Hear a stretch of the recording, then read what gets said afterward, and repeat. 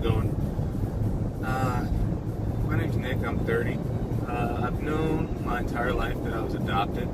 I'm just gonna make this video for anybody who's, attempting to find their parents or meet their parents, adoptive or birth parents. I'm sorry, for the first time, and anybody who's been struggling with being adopted or the thought of it, or just questioning themselves and everything for their life, because I had a rough time with it when I was younger. I came to terms with it over time, and now I'm totally fine with it. I was not gonna say I was never fine with it, but I always questioned it. I'm a very curious person, so I always wanted to know who my birth parents were. So at the beginning of the year, I did Ancestry DNA test, and I wasn't planning on getting anything back. I was still planning on going the traditional route. With here in North Carolina, is you have to get your adoption record unsealed. You go through your agency, and sometimes you have to pay. Some agencies you don't. Anyway, I was planning on doing that route and meeting my parents, after getting counseling and everything,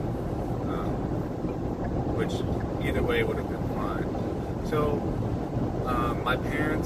my adoptive parents have always known that I wanted to meet my birth parents if I got the chance.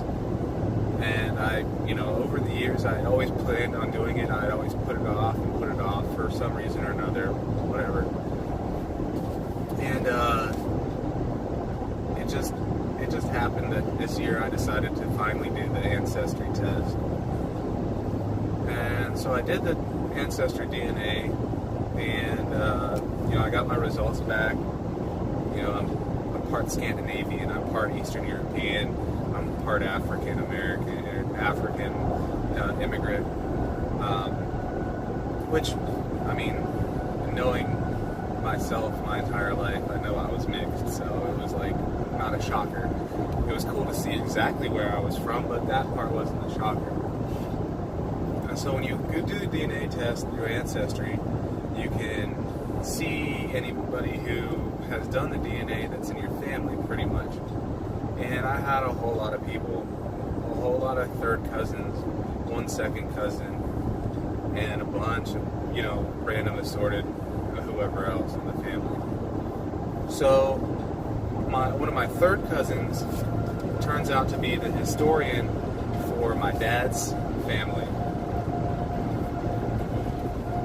And so after I get my results back, a couple of days later, he messages me and he's like, I see we're related, but I don't know where you fit into the family. And so I messaged him back. I'm explaining to him I'm adopted, I'm from North Carolina. I can tell you non-identifying information, like my real dad was 19 or 18 or 19 when I was born, and my real mom was 16 or 17 when I was born, stuff like that. And so he's like, oh, let me do some more research, I might be able to figure it out. So he does, and I guess, he asked me for a bit more information, like, anything about your parents, like where they were. I always thought they were from North Carolina, which it turns out they were. So anyway, about 2 months later, he messages me back, and he's like, I'm in North Carolina at a family reunion, and I think I know who your dad is. I'm like, okay. This is getting exciting. He's like, I talked to him, and here's his number. So I message him. His name is Robert. And I message him and like, hey, how's it going? I think you're my dad, based on this information and from what the guy, my third cousin Tony, is telling us. So I'm like, okay, I message him, and he messages me back a little bit later, and he's like, I believe I am your father. So I'm like, oh, this is kind of cool, They're at a family reunion, so I didn't want to call him right then and there and talk to him.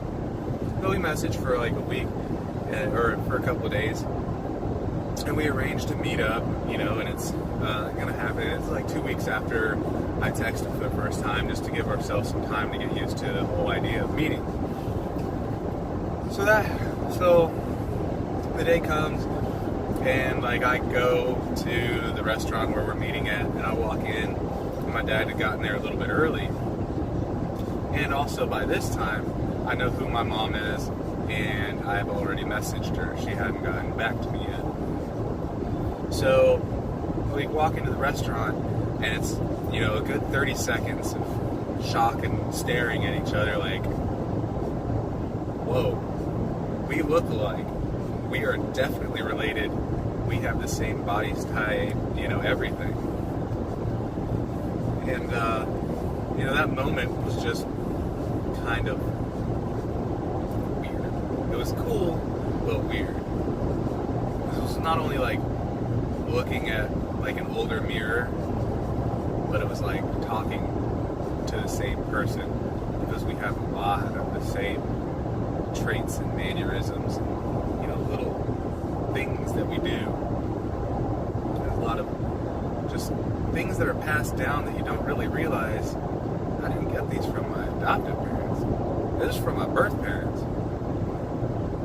Anyway, we have dinner, and it's a good time. Like there was no interruption in conversation. There was no weird silence or anything like that. It was just naturally flowing, and it was just a good, it was just a good time. Like it was obviously meant to happen the way it happened, because, you know, nothing went wrong. It was good. So anyway, we finished dinner. We go our separate ways. Whatever. We're still texting and stuff. We're just texting like friendly stuff and learning about each other. You know, talking to each other and, you know, figuring out who we are. And at this time, like maybe a couple days after that, my birth mom, texted me on Facebook, because now I'm friends with my birth dad on Facebook, and my birth mom is also on Facebook, and they're still friends. So it's like, okay, this is all coming together. So my birth mother texts me, and she was not the person who put me up for adoption. Her mom put me up for adoption. And I get it that it was not the right time in anybody's life for a child. But the thing is that I don't understand is how somebody can take away somebody else's right to choose what to do like that. And that was the part that got me the most. Like, me and my mom have now been talking. We've talked on the phone. We have been texting. We're planning on seeing each other whenever we get a chance, because she doesn't live in North Carolina. But the thing is that I feel bad because she never had the option. Her mom was the one who did all the work for me to be adopted. And I am totally happy with the fact that I was adopted. That's the crazy part, is that regardless of how the decision was made, I'm happy about how it turned out. Even if it was just a cruel thing to do to a teenager that was forced into suppressing the memory of being pregnant and having a child, which is a huge deal. I get it.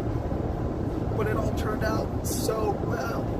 That's what the most mind-blowing part is. Like, it turned out so perfectly. Like, I got a great family, and now I have two great families. Now I have my birth parents and my adoptive parents, and so far, everybody gets along and everybody's happy. My birth parents and my adoptive parents, well, my birth dad and my grandparents on his side, and my adoptive parents are going to meet each other soon. And then eventually, once I meet my mom, my birth parent and my adoptive parents are going to meet her. And I just am so shocked by how much love has not been lost over 30 years. My grandparents on my dad's side were ecstatic to see me and are ecstatic to meet my parents, my adoptive parents, which is what is important to me. I want everybody to get along, and I don't want there to be, you know, some kind of weird jealousy thing going on, which I don't think is going to happen, because I know that my adoptive family knows that my birth family is the one those are the ones who did all the work. They're the ones who raised me. They're the ones that are my true family, as weird as that is. Now I have family true and family just family. And I don't mean that in an unfair way, but they are so different, yet so similar. And it's a really hard thing to manage mentally. And so the whole point of this video is just to help anybody who's wondering about what's going to happen. And I know this doesn't work the same way for everybody. Some meetings aren't happy, some meetings don't go well. But in case you're wondering what happens when meetings do go well, is you still end up a bit confused as to, wait, now I have to juggle both? Or do I have to juggle both? Like, what do I do? It's still confusing, but you still feel loved. You still know the real situation about yourself. And it's still amazing regardless of however it happened. If you're adopted, you should be extremely happy to be adopted. And you should be extremely blessed that you get to meet your parents. But to just be ready for the confusion that's inevitably going to happen. Because there's no other way for it to happen except to be a little bit confused. I mean, that's not to say it's not going to turn out well. But there's going to be this confusion, and I was prepared for it. I went into this whole thing knowing full well that I'm not getting counseling before I do this. I'm not getting any family assistance before I do this. There's not going to be any, intermediary. It's just going to be straight to meeting the family. And would I do it this way again? Absolutely. It saves money, and it's much more fun. But unless you're prepared for that confusion of the balance of everything, then just, go through the traditional route and at least seek counseling before you do it. I was completely happy with how things have turned out. I still am. And I'm really excited for my families to meet each other. And I can't wait to see the reactions for everybody.